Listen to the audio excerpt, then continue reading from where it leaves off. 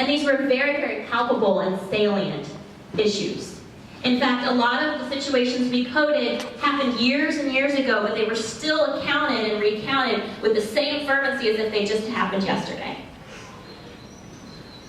So we took this the next step, and the research is a lot more detailed than that, feel free to check it out. But we took the next step and we actually surveyed 110 organizations, social service and advocacy organizations here in the greater New York City area who deal with constituencies in the area. And we said, what about street harassment? Have you heard of this? Do you deal with this on a regular basis? And in fact, what we found is probably not, for those of you who are representing some of those groups out here today, is not uncommon. We found, first of all, that over 95% of these organizations had heard of this issue and were dealing with it on a regular basis. And over a third of them in the past 2 years had over 15 complaints from their constituents about street harassment. So we asked them, well, what did you do about it? Right? If you were having people come to you that you're serving, what did you do about it? And, well, the vast majority said, well, all we knew how to do was to listen.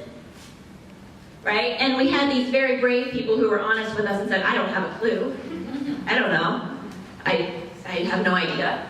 A lot of people said, well, I called somebody else and pawned them off because I had no idea. But overwhelmingly, they had no confidence in how they were supposed to react to this. They had people coming to them with very intense emotions and they didn't know what to do. This tells us that there's a huge opportunity for you guys out there to provide these resources for these organizations because they want these resources. We want to know, how do I manage these very intense emotions that people are dealing with on a regular basis about this issue of street harassment?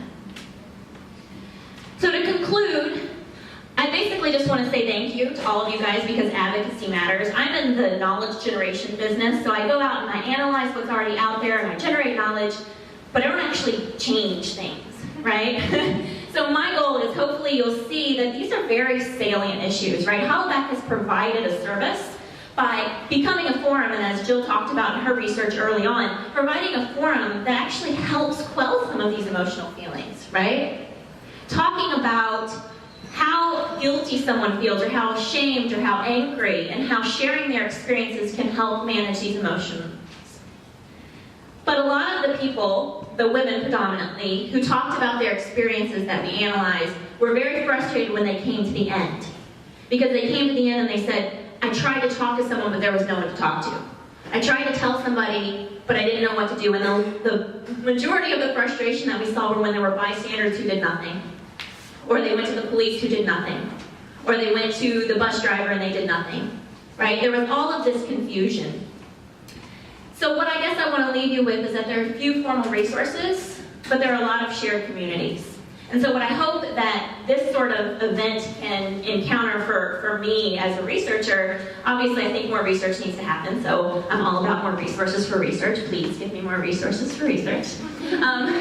But it's also important that we combine the resources and the research to actually create change, because people want it. Organizations want it.